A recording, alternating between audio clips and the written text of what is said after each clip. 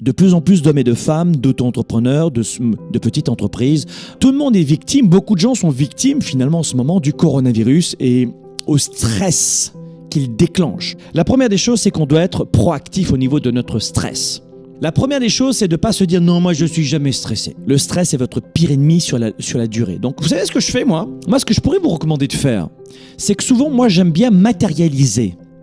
Qu'est-ce que ça veut dire ? Quand vous dites par exemple « j'ai peur des araignées », quand vous le dites, quand vous le verbalisez, eh bien croyez-le ou non, pendant une dizaine de minutes par exemple, vous diminuez la peur des araignées de 50%. Rien que de le verbaliser et de l'écrire ensuite.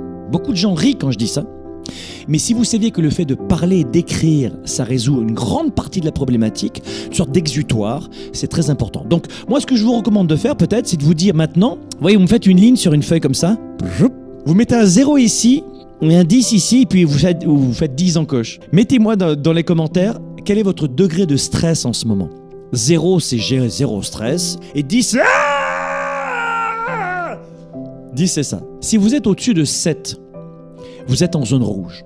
Si vous êtes au-dessus de 7, c'est que le stress, il est important. Donc, en dessous de 7, restez proactif, faites-le diminuer pour passer en dessous de 5. Mais si vous êtes au-dessus de 7, dans ce ressenti que vous avez du stress, je vous recommande d'être proactif et d'agir comme vous le pourrez. L'une des plus belles façons de lutter contre le stress, c'est de passer à l'action et d'agir et de vous faire une séance de relaxation chaque jour. C'est une action. Ça peut être de faire une marche à pied chaque jour. C'est une action.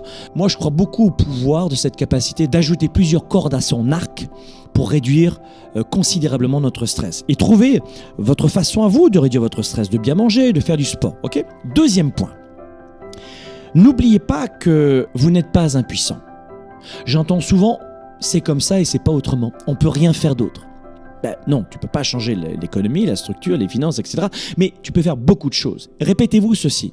Je ne suis pas impuissant. Quand vous dites « je suis impuissant, je ne peux rien faire, c'est comme ça », ça revient à dire « je n'ai qu'à subir et mourir quasiment un petit feu ». Et c'est terrible pour un être humain de dire ça. On se met la pression sans arrêt dans notre quotidien. Et je ne vous parle même pas de notre vie privée, avec les rapports, les interactions dans les couples. Et c'est là où je vous dis « vous n'êtes pas impuissant ». Mais vous vous comportez comme si vous étiez enchaîné. Ces exemples-là où on a toujours tendance à subir les autres, c'est un type d'impuissance acquise. C'est-à-dire que c'est un terme en psychologie qui se traduit essentiellement par « je ne peux rien faire » et puis « j'ai pas le choix ». C'est ce qu'on appelle l'impuissance acquise. Vous pouvez avoir l'impression que vous ne pouvez rien faire pendant une certaine période. Ça, c'est sûr. Pourtant, c'est essentiel que vous puissiez vous rappeler de ceci. Il existe toujours plusieurs stratégies face à un problème, toujours. La première stratégie, ça peut être axé sur le problème en lui-même, ou vous changez la nature de la problématique, de ce qui se passe, ou alors vous voyez différemment la problématique. Et bien qu'on ne puisse pas guérir du Covid-19 aujourd'hui, eh bien on peut faire notre part du travail avec lavage des mains, distanciation sociale, augmentation de nos défenses immunitaires, notre santé mentale. On peut énormément agir, mais beaucoup de gens ont le sentiment qu'ils ne peuvent plus agir. Quand vous faites une stratégie qu'on appelle l'adaptation centrée sur les émotions, ça implique en fait de changer notre réaction émotionnelle à l'événement, la façon de voir l'événement différemment. Oh non, il pleut, hein, fait chier, hein! Il pleut, ça veut dire que j'ai pas de chance. Il pleut, ça veut dire que je vais encore rater ma journée. Il pleut, ça veut... Non! L'adaptation centrée sur les émotions, c'est de vous dire « il pleut ». C'est tout. J'accepte qu'il pleuve.